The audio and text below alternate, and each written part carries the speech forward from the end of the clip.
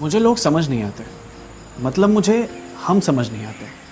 कहते हैं अपने हक के लिए लड़ना सीखो, फिर ये भी कहते हैं बड़ों के सामने ज़बान नहीं चलाते।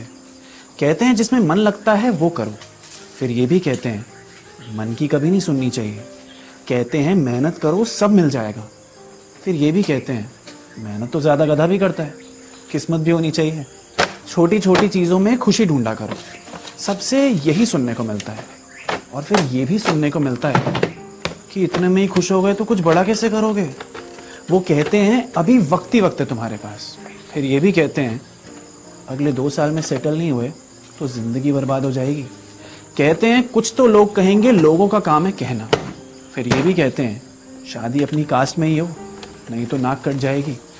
वो कहते हैं पैसों से खुशियाँ नहीं खरीद सकते, फिर अमीरों से जलते क्यों हैं पता नहीं।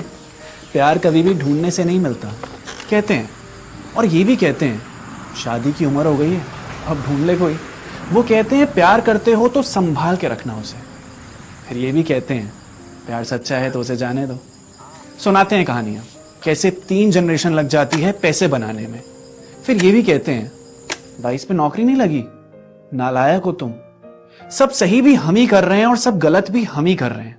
आज जो सही है कल वो गलत हो जाता है, कल का गलत आज के लिए सही है।